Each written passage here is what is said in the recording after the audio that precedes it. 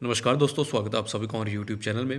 Himachal Pradesh forest guard का जो exam हुआ है 2021 वाला, उसमें जो मैथ और रीजनिंग के क्वेश्चंस पूछे गए हैं, उन सारे क्वेश्चंस को मैं इस वीडियो में हल करने वाला हूं। और आपका जो पुलिस कांस्टेबल का एग्ज़ाम होगा उसमें भी जो क्वेश्चंस आपकी मदद करेंगे। तो पहला क्वेश्चन कि एक विद्यार्थी ने एक संख्या को, और देखिए जो आपका पेड कोर्स लॉन्च किया गया उसमें भी मैथ में ही आपको पढ़ाने वाला हूँ। तो पहला क्वेश्चन है कि एक विद्यार्थी ने एक संख्या को 5/3 के स्थान पर 3/5 से गुणा किया। गणना में प्रतिशत त्रुटि क्या है?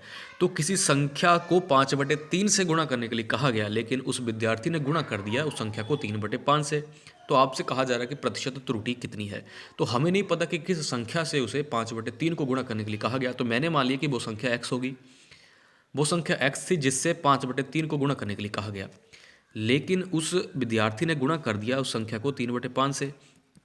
अगर वो उस संख्या को 5/3 से ही गुणा करता, तब हमारे पास वैल्यू आती 5x/3, जो कि क्या होती ओरिजिनल वैल्यू। लेकिन उसने उस संख्या को गुणा किया है 3/5 से, तब वैल्यू आई 3x/5। तो त्रुटि यानी कि एरर क्या होगा?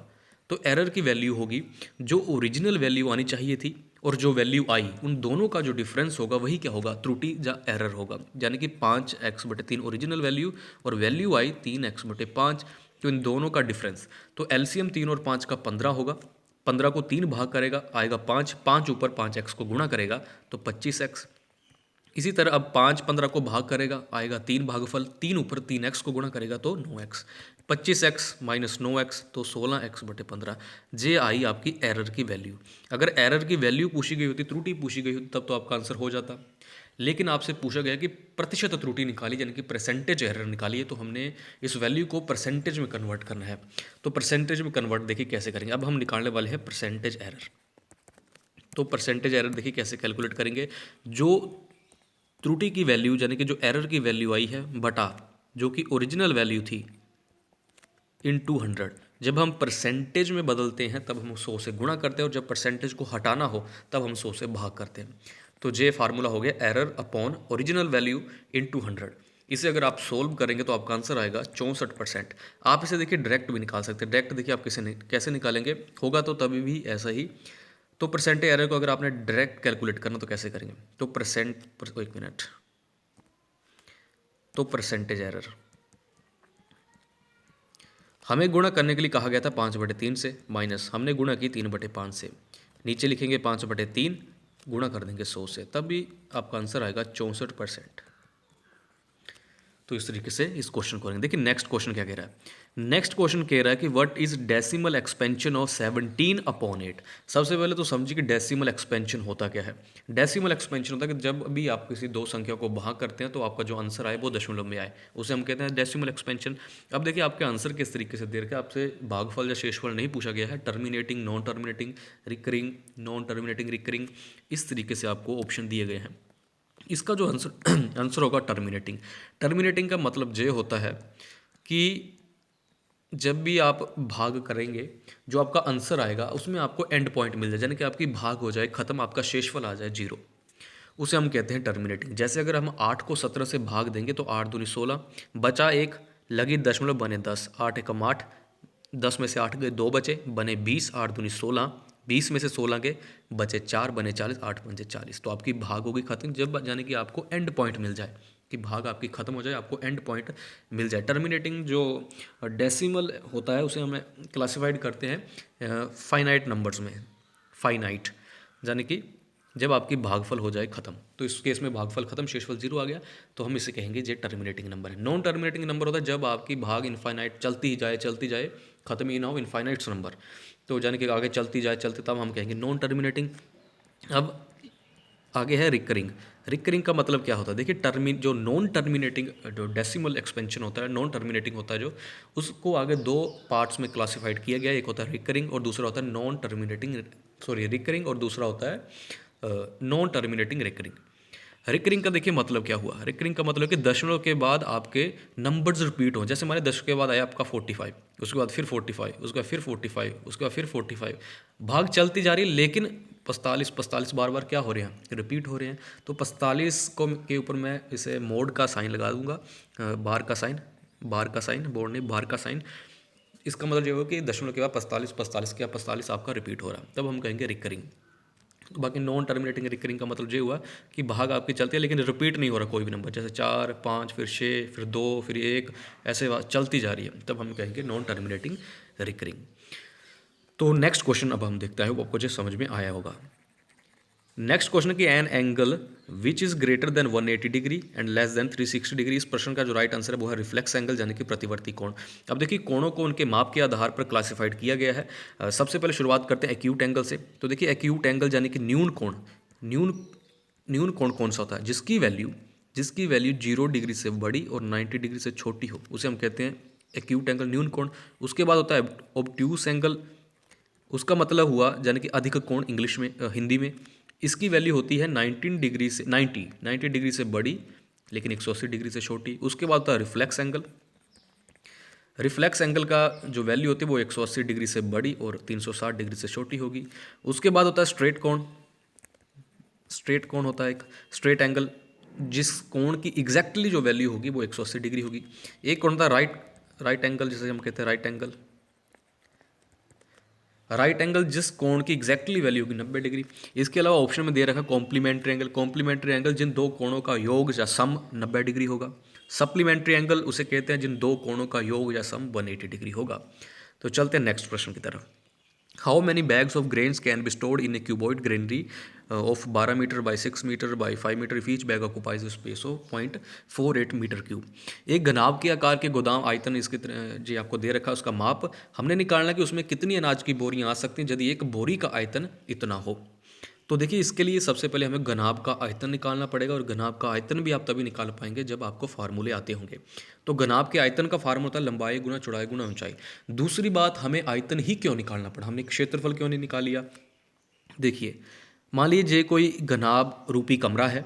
अब देखिए बोरियां कहाँ रखी जाएंगी, बोरियां रखी जाएंगी जो इस कमरे के बीच में खाली स्पेस है, यानी कि हमने इसके बीच के खाली स्पेस का इस्तेमाल करना है, बीच के खाली स्पेस को भरना है।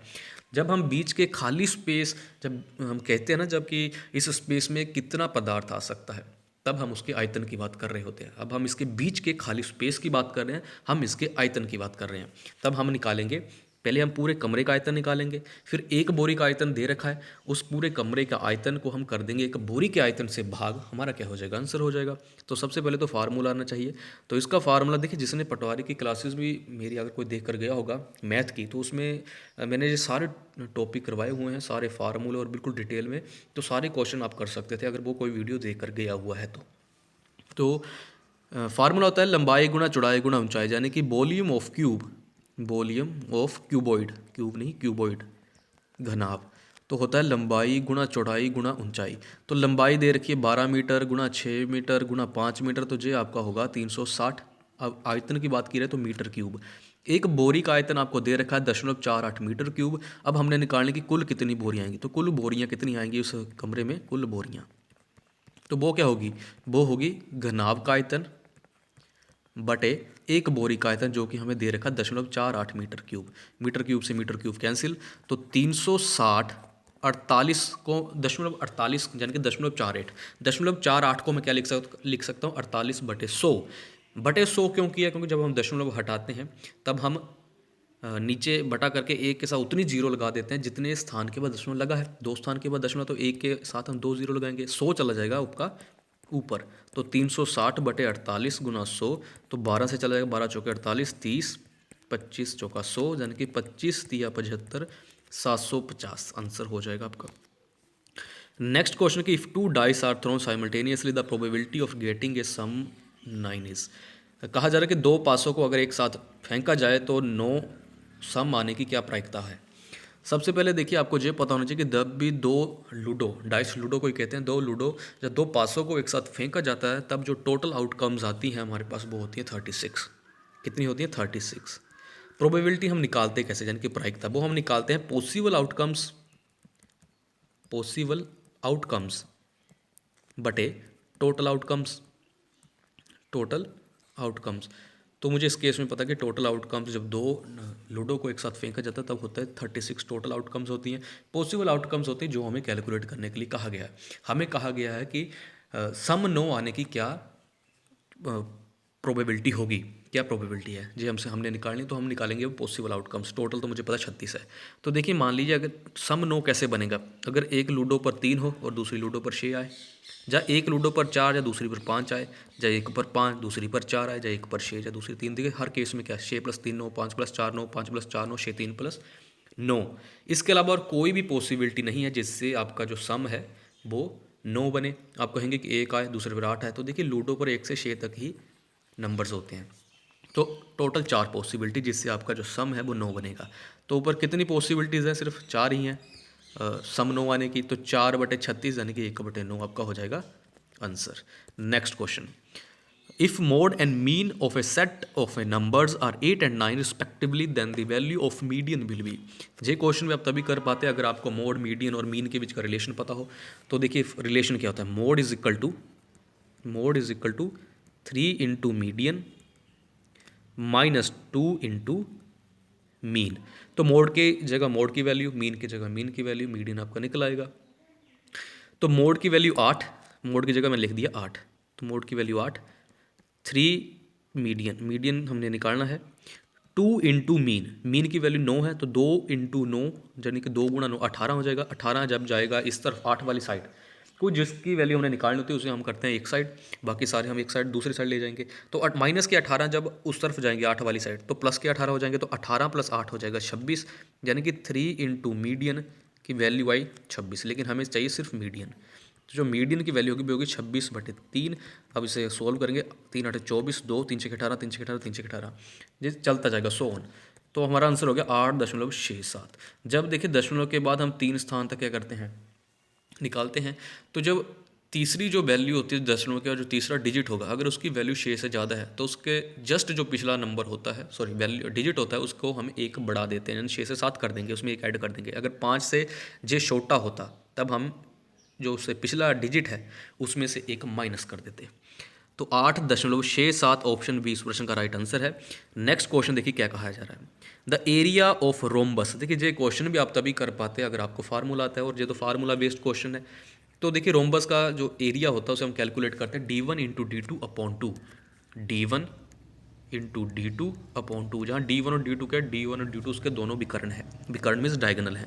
तो ये है area of rhombus, area of rhombus. तो ये उसका फार्मूला, d1 की जगह आप लिखेंगे 16 × 12/2, यानी कि 192/2, आपका आंसर हो गया 96। एरिया है तो सेंटीमीटर स्क्वायर, सेंटीमीटर या मीटर, सेंटीमीटर स्क्वायर। तो ये हो गया आपका आंसर। नेक्स्ट प्रश्न देखिए क्या कह रहा है, select the correct value of 1 + cos θ × 1 - cos θ out of the following. 1 + cos θ × 1 - cos θ का सरल और सही रूप निम्न में चुने। इसका जो राइट आंसर होगा वो होगा sin² θ। देखिए जा तो आप क्या कर सकते हैं कि एक को पहले 1 - cos θ के साथ गुणा करेंगे, यानी कि एक पहले एक को करेगा, फिर वो -cos θ को करेगा, फिर आप cos θ से अंदर गुणा करवाएंगे, पहले cos θ 1 को करेगा। इससे क्या होगा, आपकी कैलकुलेशन थोड़ी लंबी चली जाएगी। तो आप क्या करेंगे, तो देखिए आपको एक सीधा जहाँ पर फार्मूला बनता हुआ दिखाई दे रहा है 1 + cos θ, और दूसरी क्या दे रखा है 1 - cos θ। कौन सा फार्मूला जहाँ पर बन रहा है, देखिए a + b × a - b, a + b × a - b का जहाँ पर फार्मूला बन रहा है a + b × a - b, और ये किसके बराबर होता है, ये होता है a² - b² के बराबर, जहाँ पर a हो जाएगा आपका 1 और b हो जाएगा cos θ। तो a + b × a - b, a² - b², यानी कि हम इसे a² - b² लिख सकते हैं। तो a² आपका जहाँ पर 1 है, 1 का स्क्वायर 1 ही होगा, -b², b जहाँ पर cos θ, तो cos θ का स्क्वायर, तो 1 का स्क्वायर 1 -cos² θ हो गया। 1 - cos² θ किसके बराबर होता है, sin² θ, क्योंकि आपको पता है कि sin² θ + cos² θ = 1 होता है। sin² θ = cos² θ अगर दूसरी साइड चला गया, तो यानी कि 1 - cos² θ को किसके बराबर लिख सकता हूँ, sin² θ के बराबर। नेक्स्ट क्वेश्चन देखिए नेक्स्ट क्वेश्चन आपसे क्या कह रहा है। नेक्स्ट क्वेश्चन आपको एक पोलिनोमियल दे रखी है x³ + 4x² - px और +8। इफ़ x - 2 एग्जैक्टली डिवाइडेड, तो आपने p की वैल्यू बतानी है। तो हम p की वैल्यू कैसे निकालेंगे, देखिए हमें क्वेश्चन में एक बात ये बता रखी है कि x - 2 एग्जैक्टली इसे भाग करता है, यानी कि जब x-2 से हम इस पोलिनोमियल को भाग देंगे तो हमारा शेषफल आएगा 0। इसका मतलब ये हुआ कि x-2 is equal to 0, x is equal to 2, यानी कि x की वैल्यू 2 हुई। x की वैल्यू 2 होने का मतलब कि x इज इक्वल टू 2 इस पोलिनोमियल का एक हल होगा। आपको पता है ना, हम क्वाड्रेटिक इक्वेशन सॉल्व करते तो x की ही वैल्यू निकालते हैं। जो x की वैल्यू आती है, अगर फिर उन x की वैल्यू को हम उस इक्वेशन में पुट करें तब आपका जो वो इक्वेशन है वो इज इक्वल टू 0 हो जाती है, यानी कि x की वैल्यू 2 इस पोलिनोमियल, इस बहुपद का एक हल होगा। इसका मतलब ये हुआ कि अगर मैं x की वैल्यू 2 पुट करूं इस पोलिनोमियल में तो इज इक्वल टू आपकी जो वैल्यू आनी चाहिए वो 0 आनी चाहिए। तो देख लेते हैं हम पुट करके। तो x की जगह मैं 2 पुट करने वाला हूं इस पोलिनोमियल में। तो x की जगह अगर मैं 2 पुट करूं तो पहले होगा 2 का क्यूब जो कि हो जाएगा 8, प्लस 2 का स्क्वायर 4, 4 गुना 4 16, माइनस पी एक्स की जगह 2 प्लस 8, इसकी वैल्यू होनी चाहिए 0, यानी कि ये पूरा क्या बनना चाहिए, 0 वैल्यू आनी चाहिए। तो 8 प्लस 8 16, 16 और 16 32, माइनस पी इंटू 2। तो 32 में मैं क्या माइनस करूँ कि मेरे पास 0 आए, तो 32 में 32 ही माइनस करूँगा तभी 0 आएगा। तो 32 माइनस 2 तो है, तो 2 को मैं किससे गुणा करूं कि मेरे पास 32 बन जाए, तो 16 दूना 32, यानी कि पी की जगह मुझे रखना पड़ेगा 16। देखिए अब 32 माइनस 32 आया 0, यानी कि पी की वैल्यू आपके पास निकल कर आई 16। Next question, if a wooden cylinder cone and hemisphere are of same base and same height then the ratio of their volume will be. ये क्वेश्चन भी आप तभी कर पाते अगर आपको फार्मूले आते होते। देखिए सबसे पहले volume of cylinder, volume of cylinder, तो इसका जो फार्मूला होता है वो होता है pi R square H. Volume of cone, volume of cone, इसका फार्मूला होगा 1/3 पाई आर स्क्वायर एच। और तीसरा है volume of hemisphere, volume of hemisphere, उसका फार्मूला होता है 2/3 पाई आर क्यूब। हेमिस्फीयर कहा गया, अगर स्फीयर कहा गया था तो वो होता 4/3 पाई आर क्यूब। तो ये तो हो गए तीनों फार्मूले, हमने निकालने हैं तीनों के वॉल्यूम की रेशो। लेकिन एक हमें ये दे रखा कि same base and same height के हैं, आर ऑफ सेम, ये तीनों ही सेम बेस और सेम हाइट के, यानी कि हम सिंपली ये कहा जा रहा है कि r is equal to h, यानी कि रेडियस की जो वैल्यू है, रेडियस और हाइट, रेडियस और height, radius is equal to height के बराबर हमें दिया गया है, radius is equal to height, यानी कि जहाँ जहाँ रेडियस है वहाँ पर मैं हाइट भी लिख सकता हूँ, जहाँ जहाँ पर हाइट है वहाँ पर मैं रेडियस भी लिख सकता हूँ, क्योंकि जो दोनों बराबर हैं। तो अगर पहले केस की बात करूँ तो देखिए पहला केस, तो वॉल्यूम ऑफ सिलेंडर देखिएगा, तो वॉल्यूम ऑफ सिलेंडर यानी कि मैं एच की जगह भी क्या लिख सकता हूँ, आर लिख सकता हूँ, क्योंकि मुझे कहा गया कि जो रेडियस है वो हाइट के बराबर है। अब देखिए वॉल्यूम ऑफ कोण देखिए, तो वॉल्यूम ऑफ कोण जहाँ पर भी मैं क्या कर सकता हूँ, एच की जगह क्या लिख सकता हूँ, आर लिख सकता हूँ। तो इस बाकी वॉल्यूम ऑफ हेमिस्फीयर में तो एच है ही नहीं। तो जब मैंने वॉल्यूम ऑफ सिलेंडर में आर स्क्वायर इंटू आर किया तो मेरे पास क्या हो गया, पाई आर स्क्वायर इंटू आर, तो क्या हो जाएगा, पाई आर क्यूब हो जाएगा, यानी कि इसको हम क्या लिख सकता हूँ, पाई आर क्यूब। इसी तरह जहाँ पर भी क्या हो जाएगा, r square into r, r cube हो जाएगा, तो जहाँ पर भी मैं क्या लिख सकता हूँ, पाई आर क्यूब, जहाँ पर ऑलरेडी पाई आर क्यूब है। अब मैं लूँगा इनकी रेशो, रेशो का मतलब होता है कि आप लिखेंगे volume of cylinder ratio, volume of कोण रेशो, वॉल्यूम ऑफ हेमिस्फीयर। तो सभी में पाई आर क्यूब तो हो जाएगा कैंसिल। जब पाई आर क्यूब कैंसिल हो गया तो वॉल्यूम ऑफ सिलेंडर की जगह सिर्फ क्या बचा, एक बचा, जहाँ बचा 1/3, और वॉल्यूम ऑफ स्फीयर में सिर्फ बचा 2/3, यानी कि आपकी रेशो आई 1, रेशो 1/3, रेशो 2/3। इसे और सिंप्लीफाई करेंगे, जो 3 है हर में उसे हम हटाएंगे डिनोमिनेटर में, तो मुझे क्या करना पड़ेगा, उस पूरी ही रेशो को 3 से गुणा करना पड़ेगा। जब मैंने 3 को 1 से गुणा किया तो 3 बना, 3 को 1/3 से गुणा किया, 3 से 3 कैंसिल, 1 बना, सॉरी 3 को जब 1 से किया 3 बना, और जब 1/3 को 3 से गुणा किया तब 3 3 कैंसिल और 1, 3 को जब मैं 2/3 से गुणा करूँगा 3 3 कैंसिल, 2 बनेगा। आपका आंसर क्या है, 3:1:2, ऑप्शन ए इस प्रश्न का आपका क्या होगा, इस प्रश्न का राइट आंसर।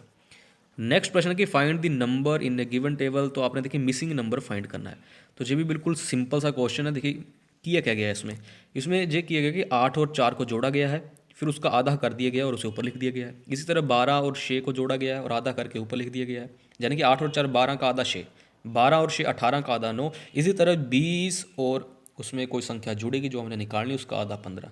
तो किसका आधा 15, 30 का आधा 15 होता है, 20 तो ऑलरेडी है यानी कि नीचे 10 होगा, 20 और 10 30, 30 का आधा 15, यानी कि आपका आंसर होगा 10। नेक्स्ट प्रश्न, एक आदमी, देखिए ये भी क्वेश्चन तभी होगा अगर आपको डायरेक्शन पता हो कि वेस्ट किस तरफ है, ईस्ट किस तरफ है, नॉर्थ और साउथ किस तरफ है। तो वेस्ट होता है इस तरफ, ईस्ट होता है इस तरफ, नॉर्थ होता है ऊपर की तरफ और साउथ होता है नीचे की तरफ। अब जैसे जैसे कहा गया वैसे वैसे करते जाओ, आपका क्वेश्चन हो जाएगा। क्वेश्चन कहा जा रहा है कि अ, एक आदमी 1 किलोमीटर ईस्ट, देखिए 1 किलोमीटर ईस्ट की तरफ चला, मान लीजिए जहाँ से उसने चढ़ना स्टार्ट किया, और 1 किलोमीटर ईस्ट ईस्ट इस तरफ है, तो 1 किलोमीटर चला। फिर उसने साउथ की तरफ टर्न लिया और 5 किलोमीटर चला, साउथ नीचे की तरफ है, 5 किलोमीटर चला। उसने फिर ईस्ट की तरफ टर्न लिया, 2 किलोमीटर चला। अब उसने नॉर्थ की तरफ टर्न लिया और 9 किलोमीटर चला, नॉर्थ ऊपर की तरफ। हमने निकालना है कि उसने जहाँ से चढ़ना स्टार्ट किया था और इस वक्त जिस पोजीशन पे है उन दो उसमें डिस्टेंस कितनी है, यानी कि ये हमने निकालना, जो मैं डार्क कर रहा हूँ इसको हमने, इस वैल्यू को हमने निकालना है। तो इसको मैं कैसे निकालूंगा, देखिए देखिए जे कितना होगा, जे इतना, जितना जे उतना जे, यानी कि जे 2 किलोमीटर तो जे भी आगे का 2 किलोमीटर होगा, और जे 1 किलोमीटर तो ऑलरेडी मुझे पता है। तो जे पूरी लेंथ कितनी होगी, पूरी होगी 3 किलोमीटर। इसी तरह इसी तरह इतना इतना होगा 5 किलोमीटर, इतना इतना, क्योंकि जे 5 किलोमीटर है तो इसके बराबर जहाँ जे भी इतना इतना 5 किलोमीटर होगा, तो ऊपर बचा कितना, 4 किलोमीटर, क्योंकि जहाँ से लेकर जहाँ तक कितना है, जहाँ से लेकर जहाँ तक कितना है 9 किलोमीटर, तो उसमें इतना इतना अगर 5 है तो ऊपर जो बच गया वो 4 होगा। अब मुझे पता है, देखिए ABC हमने निकालनी है। अब जे है एक राइट एंगल ट्रायंगल, और मुझे इसकी दो भुजाएं पता, तीसरी मैंने निकालनी है, इसका कर्ण मैंने निकालना है। मुझे एक पता है, एक 4 किलोमीटर, सॉरी एक 4 है उसकी भुजा, चार चार, दूसरी भुजा की जो वैल्यू है वो है 3 किलोमीटर। तो बेस 3 हो गया, और आपका 3 किलोमीटर बेस है, और आपका जो परपेंडिकुलर 4 किलोमीटर हो गया। हमने निकालना है एच की वैल्यू, यानी कि हाइपोटेन्यूज। तो कैसे निकालेंगे, एच का square is equal to b का स्क्वायर प्लस पी का स्क्वायर, 3 का स्क्वायर, 4 चौके 16, 16 9 25। फिर हमने एच की वैल्यू हो जाएगी आपका 25 का अंडर रूट, तो एच इज इक्वल टू 5 आपका आंसर हो जाएगा। ठीक है, नेक्स्ट क्वेश्चन देखते हैं। The total ages of Raju, Amar and Satish is 80 years, what was the total of their age 3 years go. अब देखिए इस क्वेश्चन का बहुत सारे कैंडिडेट जो स्टूडेंट जिन्होंने एग्जाम दिया उन्होंने आंसर लगाया होगा 77 ईयर्स। क्या लगाया होगा, 77 ईयर्स। क्यों लगाया होगा, उन्होंने देखा होगा कि आज 80 साल है, तो 3 साल पहले 3 साल कम होगी, तो 80 में 3 गए, 77 ईयर्स, यानी कि 77 साल इसका आंसर लगा दिया होगा आपने। लेकिन इसका आंसर देखिए कितना आएगा, इसका आंसर आएगा 71 ईयर्स। 71 ईयर्स कैसे आएगा, देखिए वर्तमान में इन तीनों जो है, ये राजू अमर और सतीश है, कितना है इनकी उम्रों का सम, उम्र का योग, तो 80 साल है।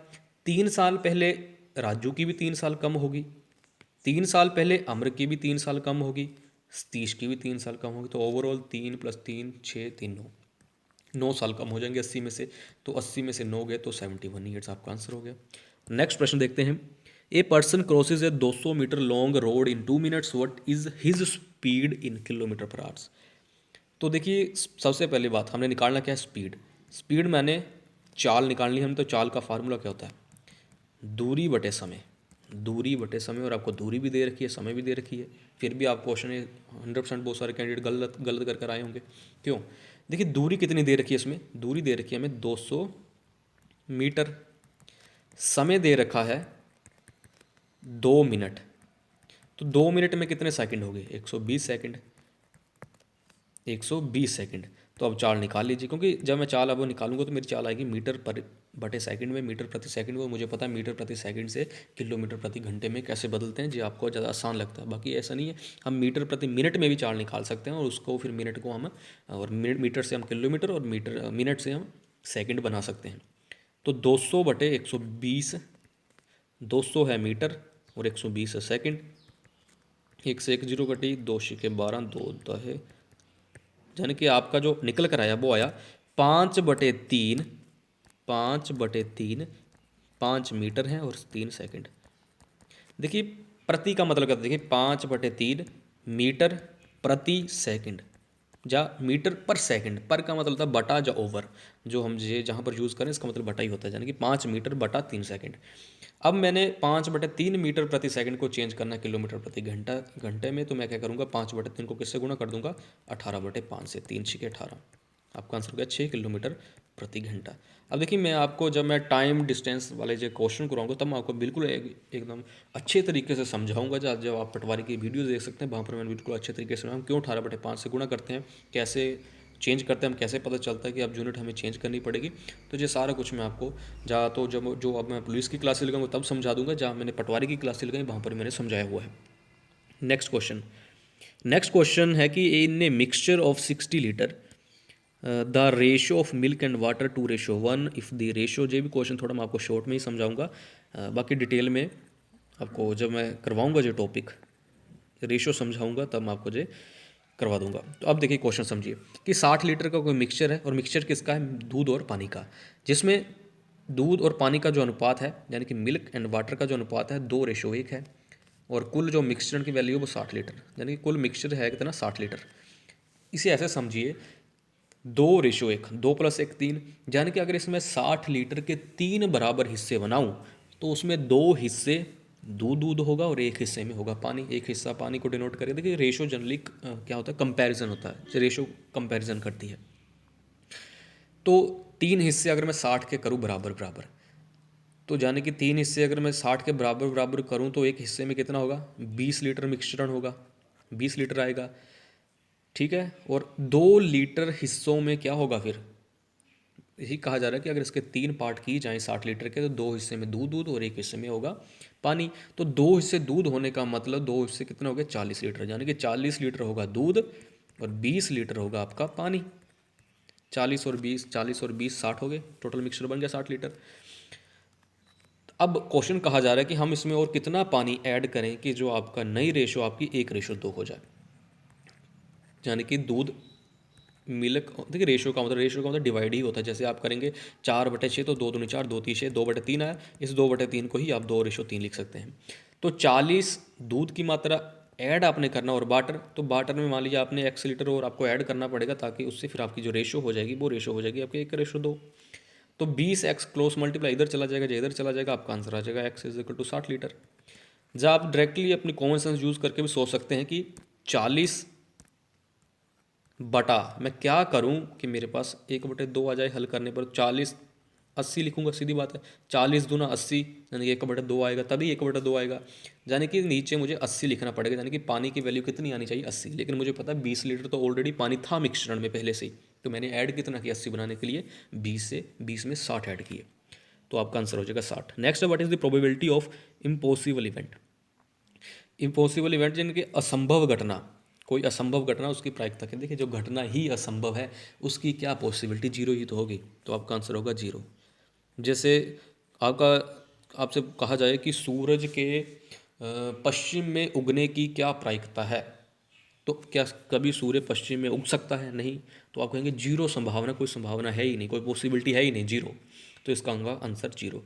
अगर अगर आपसे पूछा जाए, अगर इसी क्वेश्चन में ये होता है संभव घटना यानी कि श्योर घटना, जहाँ पर क्या इम्पॉसिबल इवेंट, अगर इसकी जगह होता श्योर इवेंट, तब आपका आंसर होता एक, तब आपका आंसर होता एक, क्योंकि आपको पता ऐसा ही होगा, यही होगा, यानी कि उसमें या आता ही नहीं, यानी कि उसमें दूसरी पॉसिबिलिटी होती नहीं कि यही होगा। जैसे हेड और टेल में क्या होता है कि हेड आएगा या टेल आएगा, ठीक है। अब कोई ऐसा पासा फेंका जाए, ऐसा सिक्का हो जिसके दोनों तरफ टेल हो गए, तब आप क्या करेंगे, आप कहेंगे टेल ही आएगा, आपको पता कि टेल ही आएगा, तब बिल्कुल श्योर। तो श्योर इवेंट की हमेशा जो प्रायिकता होती है वो कितनी होती है, एक। ऐसे भी निकाल सकते हैं, जैसे मान लीजिए एक सिक्का है, उसके दोनों जो पासे हैं दोनों पे टेल बना हुआ है, तो टोटल आउटकम्स होगी दो, क्योंकि दो पासे हैं, आपने निकाला कि टेल आने की संभावना बताई, तो टेल आने की संभावना 2 है, क्योंकि दोनों पासों पर टेल है, 2/2 1, यानी कोई भी श्योर इवेंट होता है उसकी जो प्रायिकता, जो प्रोबेबिलिटी होती है वो होती है एक। Next question, which of the following is an irrational number, तो इरेशनल नंबर होगा पाई। नेक्स्ट क्वेश्चन है, देखिए रैशनल नंबर्स होते हैं जिन्हें P/Q के रूप में लिखा जा सकता है, और इरेशनल होते हैं जिन्हें P/Q के रूप में नहीं लिखा जाता। नेक्स्ट क्वेश्चन है, which one of the following is the formula for estimation of volume of sphere. Already मैं बता चुका हूँ, हेमिस्फीयर का 2/3πr³ होता है, ये हेमिस्फीयर का है, और ये है स्फीयर का, जो कि इस क्वेश्चन में भी पूछा गया। नेक्स्ट क्वेश्चन पूछा जा रहा है कि दो ट्री, तो देखिए डायग्राम बनाना पड़ेगा। ये दो पेड़ हैं, एक पेड़ है 6 मीटर हाइट का और दूसरा 11 मीटर हाइट का, और ये लगे हुए मान लीजिए ग्राउंड पे। हमें ये कहा गया कि इनके दोनों के निचले सिरों के बीच की दूरी 12 मीटर है, यानी कि ये हमें डिस्टेंस भी दे रखी है। ये 6 मीटर, हमने देखिए क्या निकालना है, हमने निकालना है इनके ऊपरी सिरों के बीच की दूरी, इनके ऊपरी सिरों की हमने बीच की दूरी हमने निकालनी है, यानी कि इसके अगर ए लिखूँ, इसे बी लिखूँ, सी, तो मैंने ए बी की लेंथ निकालनी है, ए बी की लेंथ। तो देखिए जे 6 मीटर है, तो इसके बराबर जे भी जहाँ तक 6 मीटर होगा 6 मीटर। तो अगर जे 6 मीटर तो ऊपर कितना बच गया 5 मीटर, क्योंकि जब पूरा पेड़ 11 मीटर का है और इतना इतना अगर 6 मीटर तो ऊपर जितना बचा 5 मीटर होगा। जे 12 मीटर है तो जे भी कितना होगा 12 मीटर होगा। अब आप खुद से पाइथागोरस प्रमेय यूज़ करेंगे तो 12 मीटर बेस हो गया, परपेंडिकुलर 5 मीटर हो गया, और आपने हाइपोटेन्यूज निकालना खुद निकालेंगे। नेक्स्ट क्वेश्चन देखते हैं। तो क्वेश्चन हमने सारे ही हल शायद कर लिए, हाँ सारे ही क्वेश्चन हमने हल कर लिए। तो आपके कितने क्वेश्चन मैथ और रीजनिंग के इसमें से सही आप करके आए हैं एग्जाम में, कमेंट जरूर कीजिएगा। बाकी अपना हमारा पेड कोर्स आप जरूर ज्वाइन कर सकते हैं। देखिए बिल्कुल बेसिक लेवल से, और मैं बिल्कुल गारंटी के साथ कह रहा हूँ, ऐसा नहीं कि हमारे कोर्स बहुत सारे बिके इसलिए मैं ये बात कह रहा हूँ, वो तो है ही, क्योंकि वो तो दोनों डायरेक्टली प्रोपोर्शनल है कि कोर्स आप खरीदेंगे तो अगर ज़्यादा स्टूडेंट जुड़ेंगे तो ज़्यादा कोर्स भी बिकेंगे। लेकिन देखिए हमें पता हम आपकी तैयारी किस तरीके से करवाने वाले हैं, हम आपके लिए कितनी मेहनत करने वाले हैं, और मैं 100% श्योर कह रहा हूँ कि हम आपको इतना कराएंगे कि आपकी सिलेक्शन बिल्कुल कन्फर्म होगी, अगर जो हम पढ़ाएंगे अगर बिल्कुल आप तन मन धन से उसे आप पढ़ेंगे। तो आप कोर्स ज्वाइन कर सकते हैं हमारा, वहाँ पर मैथ में ही आपको पढ़ाने वाला